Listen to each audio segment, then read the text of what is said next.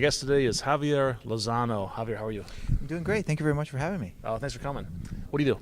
I am an ASP.NET MVP and an Azure Insider. Uh-huh. I have my own consulting business called Lozano Tech, and I also have a full-time job doing IT architecture. And actually, I have another business. Just we're talking about it. That's what I want to talk about. Your other business. That I do virtual conferences. You're wearing a jacket. Yeah, actually I am from wearing the GeekShare. GeekShare. That's You've the name of it. incorporated this as a Yeah, non-profit or for-profit? For profit. So Okay. we created it as an LLC. Yeah. So IT guys doing LLC. All the legal stuff. It gets interesting. Okay. But we're really that passionate about the opportunity that virtual conferences create and the new realm that they're trying to push. So. Well, let's start with the virtual conference. Define that. What does that mean? So virtual conference essentially is just like any other in-person conference, right? The only difference is it can happen anytime, anywhere. So our approach is more of that. Let's make all the logistics around recording video, streaming video out to people, recording it, doing the posting, all that, of the content as easy as possible. But we are also very tailored on kind of what we do it. So our goal is to build our platform by really creating the tools that we need to run our own conferences. Okay. So instead of spending lots of time and and effort and actually building software, we're essentially extracting the software by running the conferences. So we focus on the content, getting people excited about it, and after that we figured, hey, you know what? Let's not do this again. In a shoestring budget, let's spend some time and actually make the application a little bit better for us to use. So you're actually building the software that's going to manage recording of presentations. Is that right? Well, kind of. We're actually most of our conferences are piggyback on live meeting, on Google Hangouts, Skype, because it all depends on which speaker, right, and kind of what they want. I see. So we write some automation tools around those things to pull the video out of live meeting and so forth, and aggregate it. All right. So the key here is that you, by virtual, you mean that you're not in front of the audience physically. Correct. The audience is scattered throughout the country, scattered throughout the world. Yes, that is correct. Yeah, some of our speakers that we have people speaking out of Australia, and their proctor because we always have to have a proctor so people help, in case there's questions or anything like that.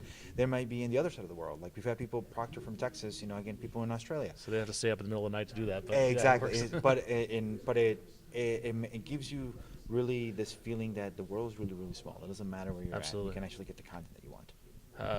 Tell me some of the conferences you've had so far. So we've had several conferences. The first one we had was called MVC Conf, which was specifically focused on ASP.NET and VC. That grew very well. I mean, we had about the first time we did it, we had 1,000 people. Second one, we grew up to 2,500 people, so we doubled it.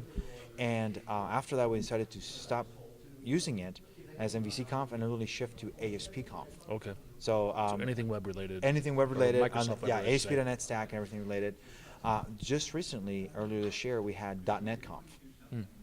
And that was a lot of fun because it was between myself and Scott Hanselman. We ran it and pretty quickly, and I was able to get 2 days worth of content and about 8,000 people attending. 8,000 people. Wow. Yes. I mean, these are like tech ed type numbers. Yes, yeah, and it was in a fraction of the budget. At least for the attendees, anyway. Yeah. So actually, it's funny enough. We Hanselman blogged about this, and the cost to run a .NET Conf to target 8,000 people was $1.20. That's amazing. Because we ran it on the cloud, we ran it on Azure. We leveraged all the ability out there, and it was just fun to see the thing scale. I mean, so you're running on Azure. What parts are running on Azure versus parts running on like Google Hangouts or Skype? All right, so that's a great question. So the microsite, so the site where you go and actually look at the conference schedule, get the iframe where the video stream lives, all that stuff resides on Azure.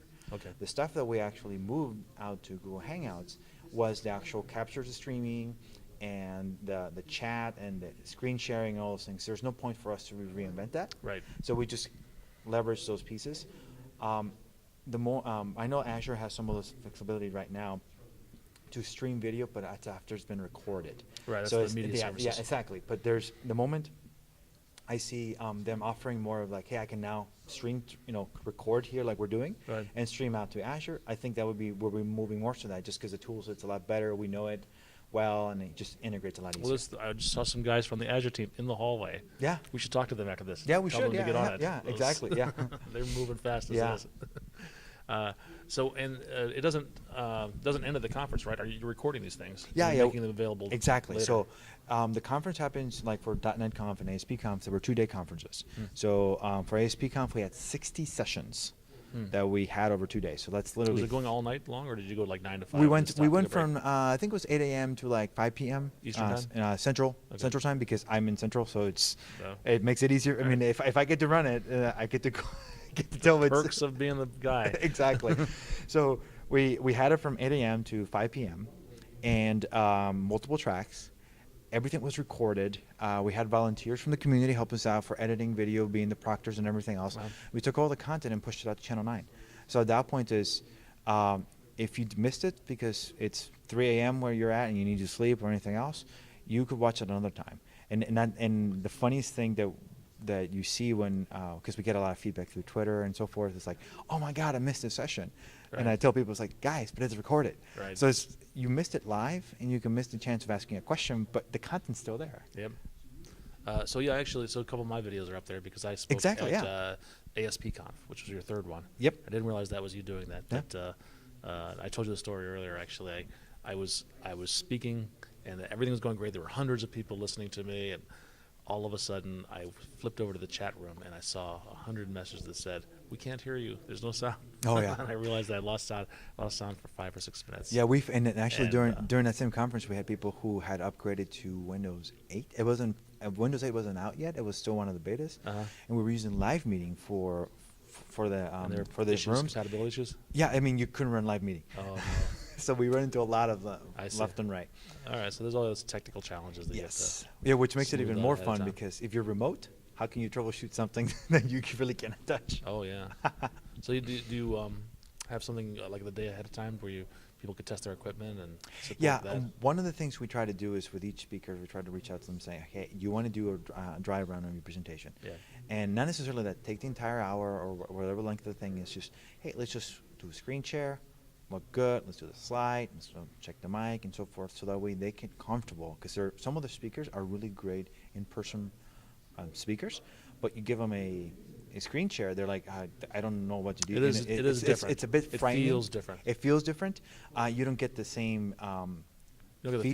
feedback, Yeah, yeah. the feedback. You know, somebody out there looks kind of puzzled, and you can answer them. Right. This is just you're talking to your screen, Right. and some people are good at it, some people are not good at it, and it's funny because actually the biggest critics of how the presentation goes are the speakers. Oh yeah. And then when they view it, they're like, oh, wow, it wasn't that bad after all. It turned out really well.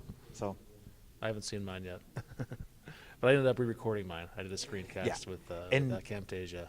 It's because of that gap Yep. in it. And a lot of speakers do that. And depending on the recording, the biggest issue, well, another issue that we run into is bandwidth, right? So if you as a speaker, if you're upstreaming, uploading video Right. because you're streaming your thing, you need a pretty good solid internet connection. Okay.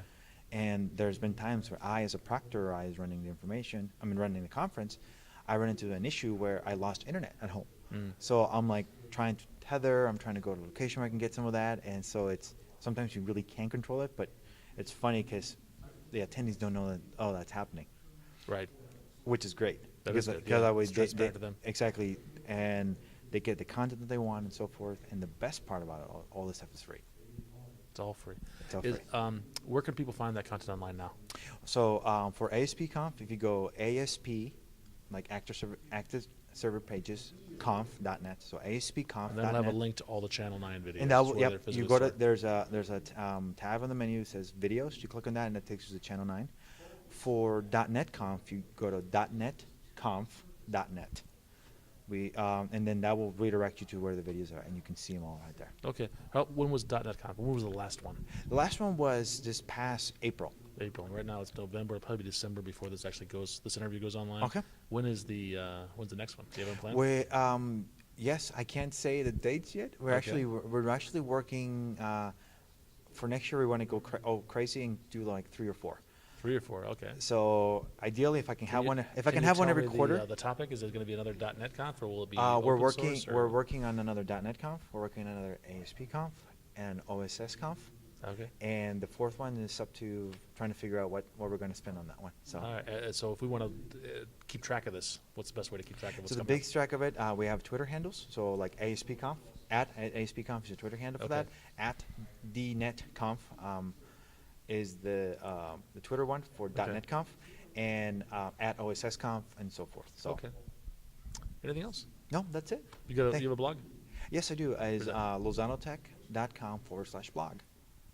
Javier, thanks so much. Thank you very much. It was great.